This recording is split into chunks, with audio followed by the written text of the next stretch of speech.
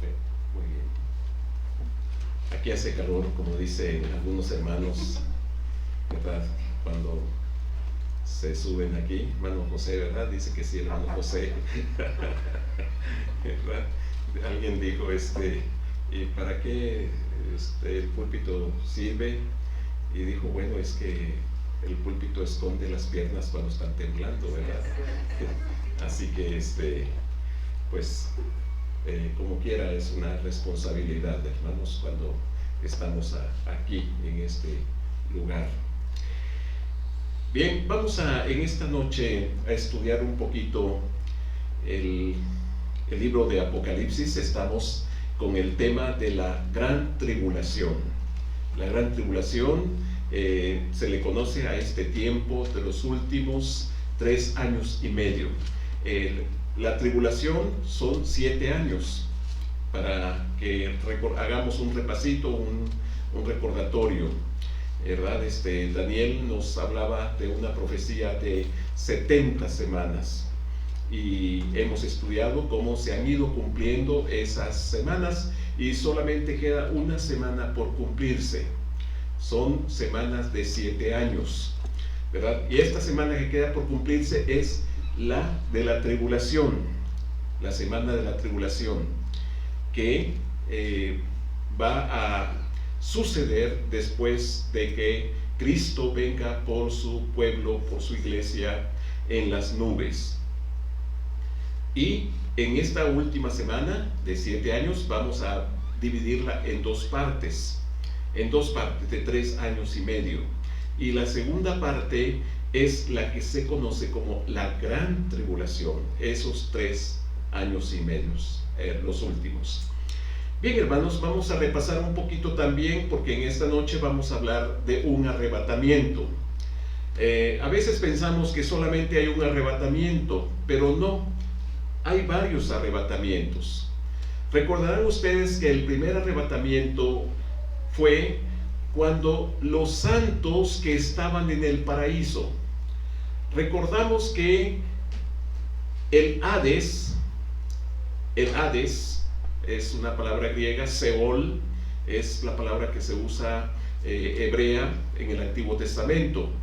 El Seol, el lugar de los muertos. El Hades, ¿verdad? En el Nuevo Testamento se emplea esta palabra Hades. El Hades está en el centro de la tierra, en el centro, ¿sí? Ahí está el Hades. Ahí estaban en el Hades 2 lugares a donde iban las personas cuando morían. Una era el paraíso, ¿sí? Llegaban las personas que habían confiado en Dios para su salvación, las personas que habían puesto su fe en Dios para ser salvos, viendo al futuro el sacrificio de Cristo. Ellos estaban poniendo su fe en un sacrificio que se iba a realizar en el futuro. Las personas morían y iban al paraíso. No podían ir al cielo. ¿Por qué? Porque el sacrificio de Cristo todavía no se había realizado. Estaba en el futuro. Cuando Cristo muere en la cruz del Calvario, Él está 3 días en la tumba. Cristo está 3 días en la tumba, 3 días y 3 noches. Es el cumplimiento de la palabra del Señor. Así como Jonás estuvo en el vientre del pez 3 días y 3 noches, así estará el Hijo del Hombre en el corazón de la tierra, en el corazón, en el centro. Así que Cristo se va al paraíso.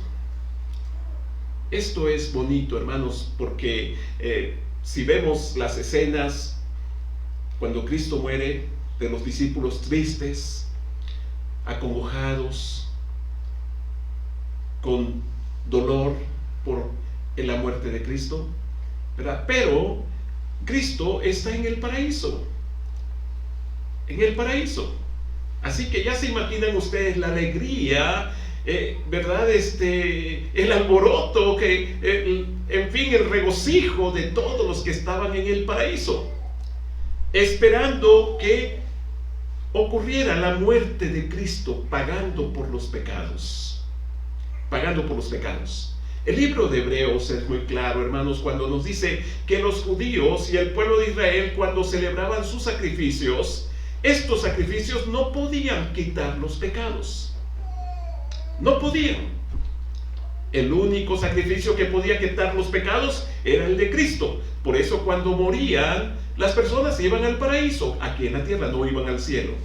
Así que iban a ir al cielo cuando el sacrificio de Cristo se realizara y Cristo presentara su sacrificio al Padre.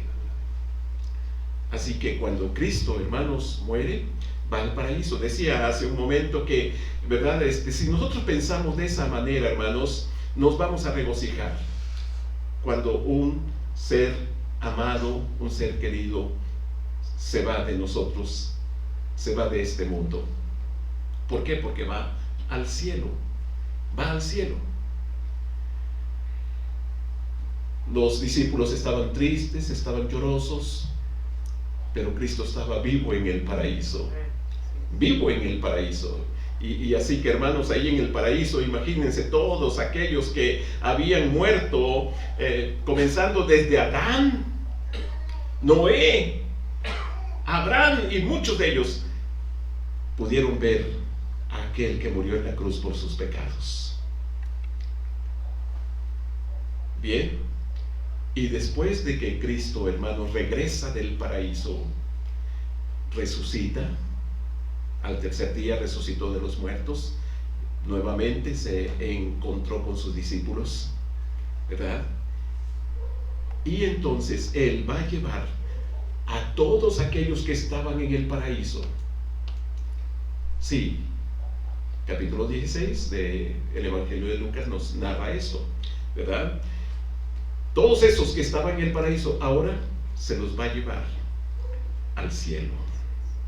Por eso el Evangelio de Mateo dice que muchos de los que habían muerto salieron de los sepulcros. Salieron de los sepulcros y fueron llevados por Cristo al cielo. Ahora el paraíso está en el cielo. Si leemos 2 Corintios capítulo 12, el apóstol Pablo nos dice, ¿verdad? No sé si estaba mi espíritu en el cuerpo o mi espíritu estaba fuera del cuerpo, pero, ¿verdad? Él dice, yo creo que mi espíritu se fue hasta el tercer cielo. Dice, al paraíso de Dios, donde escuchó palabras inefables. Hace unos días estaba viendo una película, ¿verdad? Me he vuelto un poco cinéfilo, ¿verdad? Veo una película de vez en cuando que se llama algo así como 90 minutos en el cielo, algo así, por ahí va. Y precisamente de un pastor que tiene un accidente, ¿verdad? Y los paramédicos, ¿verdad? Lo checan y dicen que está muerto, que no hay signos vitales. Y después llega otra persona, o creo que fue otro pastor, algo así, y ¿verdad? Se acercó para verlo y orar, creo, por él, y esta persona dice, hay pulso, hay pulso. Y este pastor, ¿verdad? Dice, pues por unos minutos, por un tiempo, yo casi estuve tocando las puertas del cielo. Y es algo semejante, ¿verdad?, a lo que el apóstol Pablo nos narra ahí en 2 Corintios capítulo 12, ¿verdad? Cuando dice, no sé si en el cuerpo o fuera del cuerpo, pero fui hasta el paraíso, al tercer cielo. Por eso es que decimos que ahora el paraíso está en el tercer cielo, está en la morada de Dios, ahora el paraíso. Así que, hermanos, ahora los creyentes, cuando sus espíritus se separan de sus cuerpos, no van al paraíso aquí en la tierra, no, van al cielo. Por eso el apóstol Pablo decía, ya quisiera yo partir y estar con Cristo. ¿Dónde está Cristo? En el cielo. Ya quisiera yo partir y estar con Cristo en el cielo. lo cual es muchísimo mejor. Lo cual es muchísimo mejor. Así que, hermanos, ese fue el primer arrebatamiento. El apóstol Pablo, escribiendo a los Efesios, dice que como Cristo llevó cautiva la cautividad, los creyentes que estaban cautivos allí en el paraíso, en el centro de la tierra, el Señor Jesucristo se los llevó al cielo, porque su sacrificio fue ya realizado. Ahora sí, todos aquellos que estaban en el paraíso tuvieron el perdón de sus pecados. Era un tiempo en el que Cristo todavía no moría, por eso ellos no podían ir al cielo. Es el primer arrebatamiento, hermanos. Tenemos un segundo arrebatamiento, que es el que estamos aguardando, es el que estamos esperando. Este arrebatamiento que va a ocurrir en cualquier momento es inminente. Cuando decimos inminente, ¿verdad? No se refiere a el tiempo en el cual puede ocurrir, sino que puede ser en cualquier momento, pero va a ser algo instantáneo, como dice la Biblia, en un abrir y cerrar de ojos. Sí, ese es el arrebatamiento que estamos esperando, hermanos. Ya no hay nada que falte por cumplirse de las Escrituras para que este evento ocurra. No hay nada que falte, hermanos, nada. Si alguien dice, ay, es que están estas guerras, es que está pasando esto, es que este terremoto, es que estos acontecimientos, ¿verdad?, que están ocurriendo. No, hermanos, no hay nada que falte para que Cristo venga por su iglesia. Este arrebatamiento el apóstol Pablo lo narra allí en la segunda carta de Tesalonicenses, capítulo 4, del versículo 13 en adelante, cuando habla, ¿verdad?, de que el Señor va a venir en cualquier momento. Sí, los muertos en Cristo resucitarán primero, y luego nosotros, si estamos vivos, seremos transformados. Algunos no vamos a sufrir la muerte. El apóstol Pablo, él creía que en su tiempo podría ocurrir esto. Por eso él se incluía en este grupo que van a ser arrebatados. Sí, este es el arrebatamiento. Hermanos, de ahí que hay una excepción a la regla, cuando en el libro de Hebreos dice, está establecido a todos los hombres que mueran una sola vez y después el juicio. Es la regla general, pero hay una excepción, porque algunos que estén vivos cuando Cristo venga por nosotros, no vamos a sufrir la muerte. Seremos transformados. El apóstol Pablo decía, ¿verdad?, ya quisiera yo, ¿verdad?, no ser desnudado, sino revestido. O sea, que el Señor me lleve con Él antes de que muera. Hermanos, nosotros es lo que debemos de pensar siempre. Nosotros no debemos esperar la muerte, nosotros debemos esperar a Cristo. Sí, hay veces que decimos, ay, se me hace que ya falta poquito para que me muera, o que para que me vaya con Dios al cielo. No debemos estar pensando en la muerte. Debemos estar pensando que hoy nuestro Señor Jesucristo puede venir. Puede venir. Sí, ¿no nos gustaría que viniera ahora? Amén. Claro, hermanos, claro. Hay algunos que dicen, hermano, pero es que yo tengo planes para la próxima semana, el próximo año. ¿Qué será mejor? Eso que puede pasar aquí en esta tierra, en este mundo, que la majestuosidad de nuestro Señor Jesucristo. Hermanos, a veces yo pienso que el Señor quiere que nosotros veamos este mundo feo para que no nos encariñemos con él, porque en algunas ocasiones este mundo lo vemos atractivo, lo vemos que nos ofrece cosas halagadoras, ¿verdad?, cosas bonitas, y a veces decimos, pues sí, quiero ir con el Señor, pero me gustaría esperarme un poco. Quiero, como algunos dicen, ¿verdad?, los muchachos a lo mejor dicen, primero quiero casarme antes de irme con el Señor. Es que no saben ellos, ¿verdad? Bien, hermanos, ¿verdad? tratemos de ver siempre las cosas celestiales mejor que las de este mundo, las terrenales. No amemos este mundo, hermanos. No amemos este mundo, ¿verdad?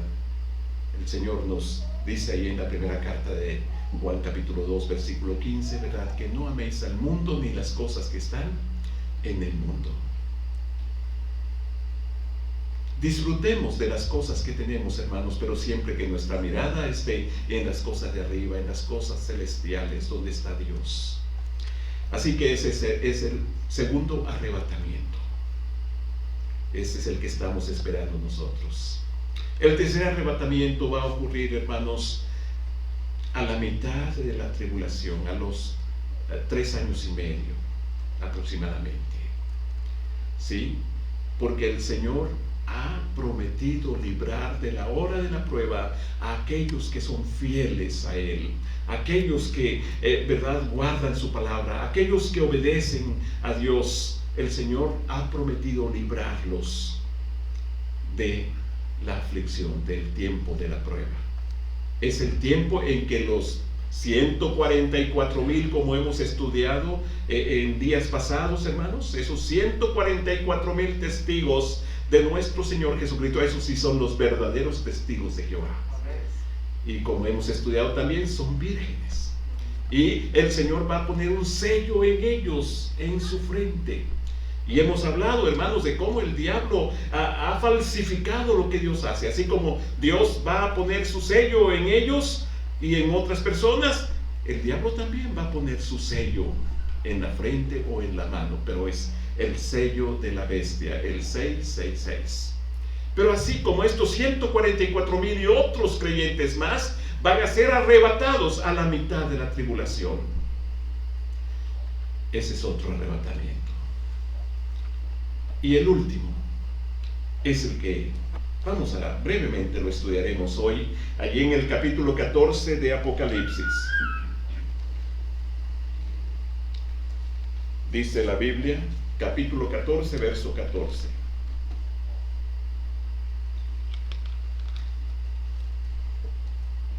Miré, y he aquí una nube blanca, y sobre la nube uno sentado, semejante al Hijo del Hombre, que tenía en la cabeza una corona de oro, y en la mano una hoz aguda. Miré, y he aquí una nube blanca, y sobre la nube uno sentado, semejante a el Hijo del Hombre. ¿Quién es? Nuestro Señor Jesucristo. Hermanos, esta es, ¿verdad?, la segunda venida de nuestro Señor Jesucristo. Recuerden, en los 4 relatos que hemos estado estudiando sobre la gran tribulación, acuérdense que el libro de Apocalipsis, ¿de qué nos habla? De la gran tribulación, desde 4 aspectos, 4 enfoques, ¿verdad? Ya lo hemos estudiado.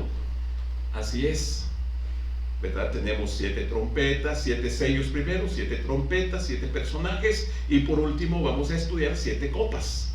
Cada uno de ellos son aspectos de la gran tribulación.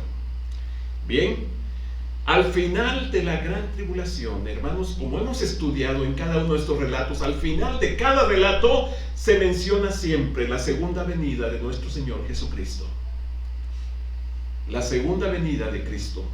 Y a esto se refiere esto, cuando dice, he aquí una nube blanca. Ya, el Señor Jesucristo está viniendo a la tierra, hermanos. Es el Señor. Vamos a ver este otro pasaje aquí en Daniel capítulo 7. Daniel capítulo 7.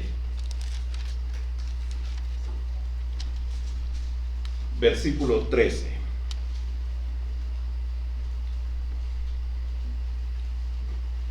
Miraba yo en la visión de la noche, y he que con las nubes del cielo venía uno como un hijo de hombre, que vino hasta el anciano de días, y le hicieron acercarse delante de él. Y le fue dado dominio, gloria y reino, para que todos los pueblos, naciones y lenguas le sirvieran. Su dominio es dominio eterno, que nunca pasará, y su reino uno que no será destruido. el versículo, ¿verdad? 13 nos habla de el Señor Jesucristo que va a venir. Y el 14, el reinado de Cristo aquí en la tierra, su reinado milenial. Cristo va a estar reinando aquí en la tierra 1000 años, ¿verdad? Pero ahí vienen las nubes. Vamos a ver este otro versículo en Mateo capítulo 26. Mateo capítulo 26. Versículo 64. Mateo 26, 64. Jesús le dijo: tú lo has dicho, y además os digo que desde ahora veréis al Hijo del Hombre sentado a la diestra del poder de Dios y viniendo en las nubes del cielo. Cristo, hermanos, en su segunda venida va a venir así. ¿Qué le dijeron? ¿Qué dijeron los ángeles que estaban cuando Cristo, después de que resucitó de los muertos, ascendió a los cielos? Dice la Biblia que el Señor Jesucristo empezó a elevarse, y después una nube le cubrió. Y los ángeles le dijeron: así como le habéis visto ir, así le veréis regresar, volver. Él va a regresar, hermanos, va a volver otra vez. Así que, hermanos, el Señor Jesucristo viene. Así terminan estos 4 relatos de la gran tribulación. Y aquí tenemos una ciega, que es este otro arrebatamiento del cual vamos a hablar, ¿verdad? Vamos a ir a Apocalipsis, donde estamos, capítulo 14, versículo 15. Y del templo salió otro ángel clamando a gran voz al que estaba sentado sobre la nube: mete tu hoz y ciega, porque la hora de cegar ha llegado, pues la mies de la tierra está madura. Y el que estaba sentado sobre la nube metió su hoz en la tierra, y la tierra fue cegada. La tierra fue cegada. Este es el arrebatamiento de los creyentes al final de la gran tribulación. Sí, el Señor se los va a arrebatar, los va a llevar, y se van a encontrar con Él en las nubes. Y nuevamente vendrán con Cristo para reinar con Cristo 1000 años. 1000 años. Vamos a ver, hermanos, un pasaje que también nos habla un poco de esto. Allí en Mateo capítulo 13. Mateo capítulo 13.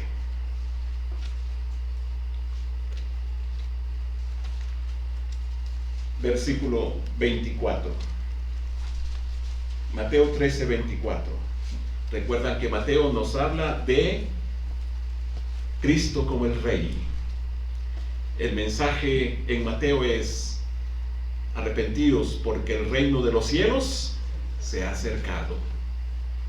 El Señor envió a su heraldo, a su portavoz, para que preparara el camino del Señor, que fue Juan el Bautista. Sí, viene el Rey, viene el reino de los cielos se ha acercado. Esa es la frase muy típica, característica del evangelista Mateo. El reino de los cielos. Es el único que usa esta palabra en los evangelios. Marcos, Lucas y Juan hablan del reino de Dios. Solamente Mateo habla del reino de los cielos. Bien, hermanos, aquí tenemos, ¿verdad?, en el capítulo 13, versículo 24, que dice así la Biblia: le refirió otra parábola diciendo: el reino de los cielos es semejante a un hombre que sembró buena semilla en su campo. Pero mientras dormían los hombres, vino su enemigo y sembró cizaña entre el trigo y se fue. Y cuando salió la hierba y dio fruto, entonces apareció también la cizaña. Vinieron entonces los siervos del padre de familia y le dijeron: Señor, ¿no sembraste buena semilla en tu campo? ¿De dónde pues tienes cizaña? Él les dijo: un enemigo ha hecho esto. Y los siervos le dijeron: ¿quieres pues que vayamos y la arranquemos? Él les dijo: no, no sea que al arrancar la cizaña arranquéis también con ella el trigo. Dejad crecer juntamente lo uno y lo otro hasta la siega. Y al tiempo de la siega yo diré a los segadores: recoged primero la cizaña y atadla en manojos para quemarla, pero recoged el trigo en mi granero. Hermanos, aquí tenemos esta parábola que nos habla acerca del reino de los cielos, el reino de Cristo aquí en la tierra. Y el Señor lo compara, ¿verdad?, con un campo en la cual se siembra trigo y también cizaña. La cizaña es muy parecida al trigo, muy parecida. Se usa para darle de comer a algunos animales allá en los tiempos antiguos. Sí, se parece. Dice la Biblia que, ¿verdad?, salió el trigo, pero también salió la cizaña. ¿Y cómo se parecen? Se parecen. Dijeron los siervos de aquel dueño del campo: ¿no quieres que arranquemos la cizaña? Y dijo: no, déjenlas crecer, se van a diferenciar cuando ya estén maduras, cuando las espigas estén maduras, y entonces sí vamos a arrancar la cizaña y también el trigo, pero vamos a separarlos. Aquí tenemos una pequeña aplicación que podríamos mencionar, hermanos, ¿verdad?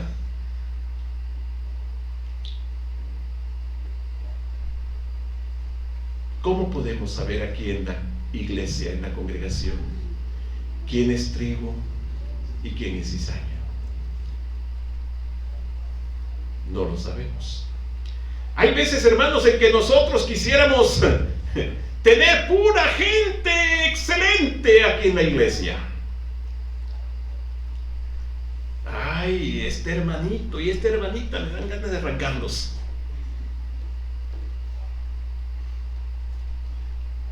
Para tener puros. No, dice el Señor: tú no sabes cuál es trigo y cuál es cizaña, y te puedes equivocar. ¿Quién es algo y quién no es? Ustedes lo saben y Dios lo sabe. Y hay veces que ni ustedes lo saben, solamente Dios lo sabe.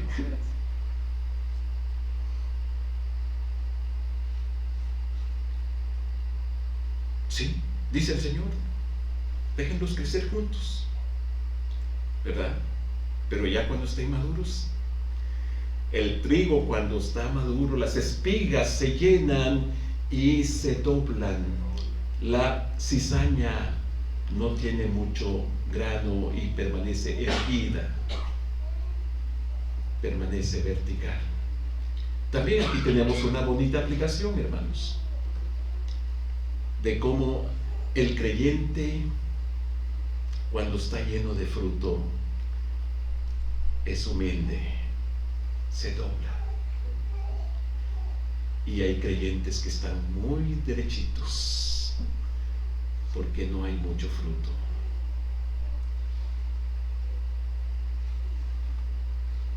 ¿Entendemos esta ilustración, hermanos? ¿Verdad? El creyente, cuando tiene mucho fruto, es humilde, se dobla. Bien, hermanos, ¿qué explicación dio el Señor Jesucristo de esta parábola? Versículo 36. Versículo 36. Entonces, despedida la gente, entró Jesús en la casa, y acercándose a él sus discípulos le dijeron: explícanos la parábola de la cizaña del campo. Respondiendo él les dijo: el que siembra la buena semilla es el Hijo del Hombre. El campo es el mundo. La buena semilla son los hijos del reino, y las cizañas son los hijos del malo. El enemigo que la sembró es el diablo. La siega es el fin del siglo. Esta expresión, esta frasecita, hermanos, cada vez que la encuentren en la Biblia, se refiere a la segunda venida de nuestro Señor Jesucristo, el fin del siglo. En una ocasión los discípulos le preguntaron a Cristo: ¿cuándo serán estas cosas? ¿Y cuándo será el fin del siglo?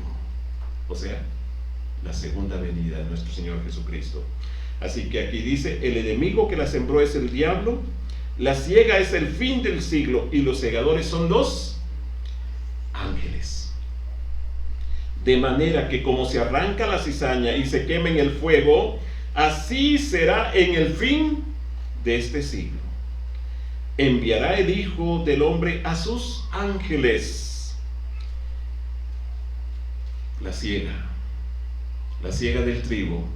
Ahí en Apocalipsis 14 vimos que el Hijo del Hombre envió a los ángeles para que cegaran. Enviará el Hijo del Hombre a sus ángeles. Y la cizaña, ¿verdad? Dice aquí, todos los que sirven de tropiezo y a los que hacen iniquidad, los echarán en el horno de fuego. Allí será el lloro y el crujir de dientes.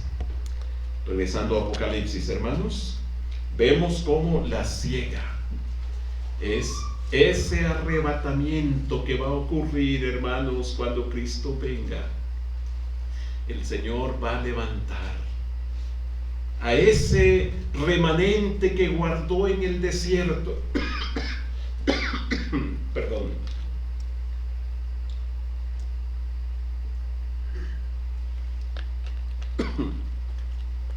¿Se acuerdan de Apocalipsis 12?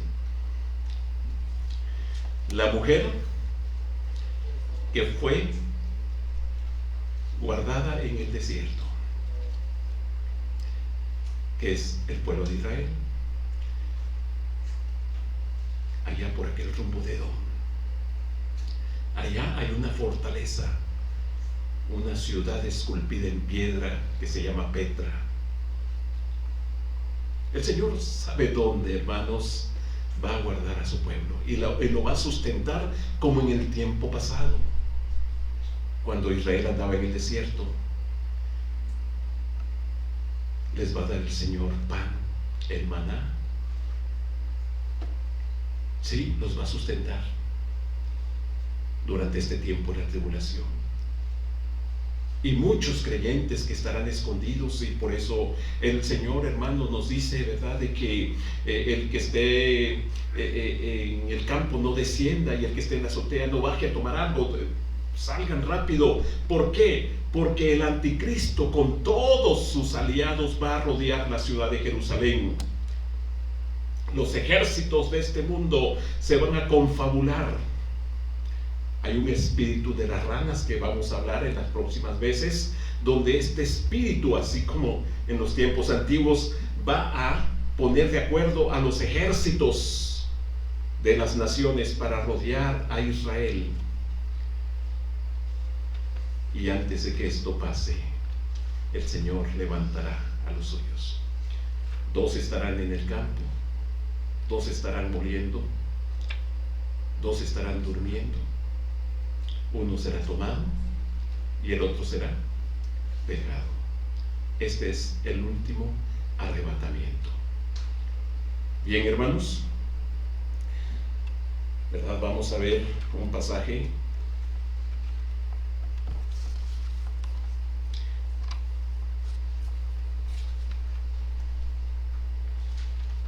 Isaías 63, del 1 al 4.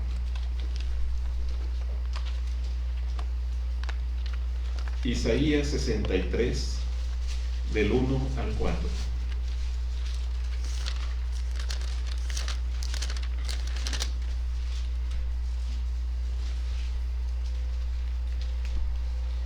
¿Quién es este que viene de Edom? Hace un momento decía, ¿verdad?, de que el Señor posiblemente venga de recoger a Israel de estos lugares fortificados. Con vestidos rojos, este hermoso en su vestido, que marcha en la grandeza de su poder. Yo, el que hablo en justicia grande para salvar. ¿Por qué es rojo tu vestido y tus ropas como del que ha pisado el lagar? He pisado yo solo el lagar, y de los pueblos nadie había conmigo. Los pisé con mi ira y los hollé con mi furor, y su sangre salpicó mis vestidos y manché todas mis ropas. porque el día de la venganza está en mi corazón y el año de mis redimidos ha llegado. Hermanos, vemos cómo hay una ciega, que es el último arrebatamiento,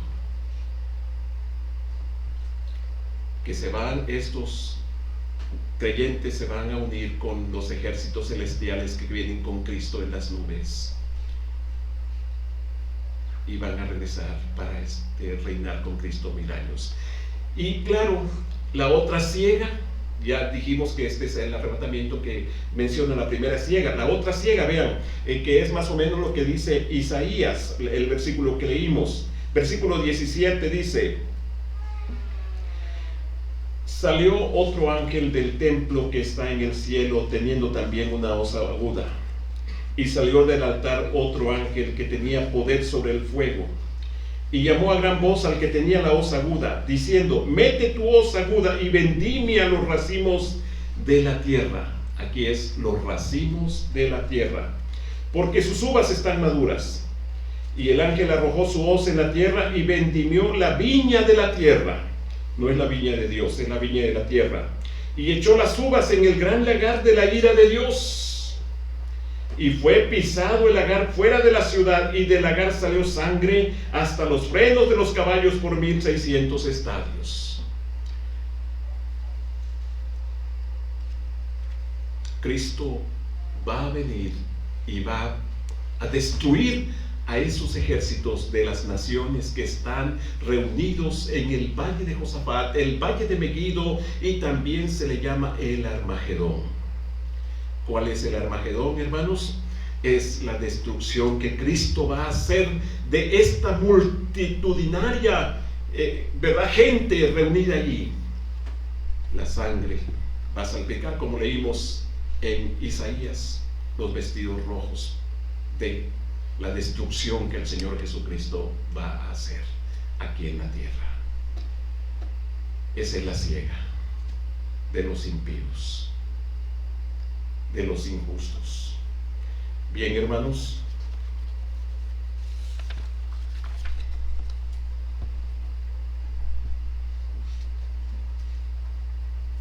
la frase como ladrón en la noche no se refiere al arrebatamiento que estamos esperando. No, ¿verdad? El Señor va a venir y nos va a levantar, pero la frase como ladrón en la noche se refiere a la segunda venida de nuestro Señor Jesucristo. Cada vez que la encuentren en la Escritura, sepan que se refiere a la segunda venida de nuestro Señor Jesucristo. Bien, hermanos, ¿verdad? Hay más cosas que vamos a estar platicando, que vamos a estar estudiando. Por lo pronto quiero dejarles con esta idea, ¿verdad? Ahorita lo que importa es que Cristo va a venir por nosotros. Cristo va a venir por nosotros. Si viniera hoy a las 12 de la noche, ¿dónde nos encontraría?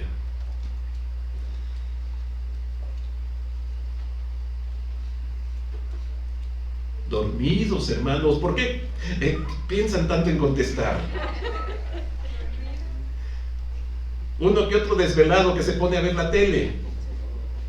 Yo estaría en el aeropuerto. Bueno, el hermano Gerardo va a recoger a Betsa. Sí, pero nos iremos con él. Nos iremos con él, hermanos.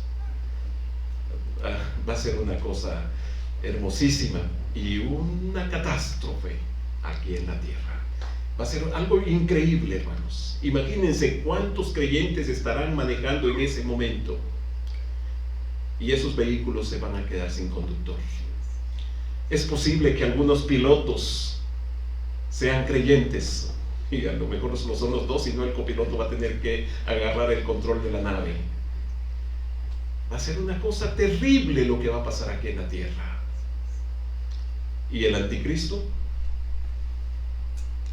va a dar una explicación y va a hacer la paz con todo el mundo. Va a hacer un pacto de paz con Israel, el anticristo. que ese pacto de paz lo va a romper cuando entre al templo el anticristo y se proclame como Dios. Hermanos, gracias al Señor Jesucristo, no vamos a estar en la tribulación. No vamos a estar. Esto lo estamos conociendo y aprendiendo. Y es bueno saberlo. Pero no vamos a pasar en la tribulación. Si alguien no está seguro de que se va a ir con Cristo al cielo, en este arrebatamiento que Cristo viene por nosotros, le invitamos para que se asegure, se prepare, porque si se llega a quedar aquí en la tierra, su salvación la va a pagar con su vida. Sí, ahorita la salvación es gratis. Dios nos lo ofrece gratis, por gracia, por fe en Cristo Jesús. No es por obras. En el tiempo de la tribulación, ahí sí va a ser por obras. Y ahí sí, el que persevere hasta el fin será salvo. Ahorita no, hermanos. Dios nos ofrece la salvación como un regalo. No tenemos más que extender la mano y tomarla y recibirla en nuestro corazón. Dios les bendiga. Y el Dios de paz, que resucitó de los muertos a nuestro Señor Jesucristo, el gran pastor de las ovejas por la sangre del pacto eterno, Él los haga aptos en toda obra buena para que hagáis su voluntad, haciendo Él en vosotros lo que es agradable delante de Él por Jesucristo, al cual sea la gloria por los siglos. Amén. Y aquel que es poderoso para guardaros sin caída y presentaros sin mancha delante de su gloria con gran alegría, al único y sabio Dios nuestro Salvador, sea gloria y majestad, imperio y potencia, ahora y por los siglos.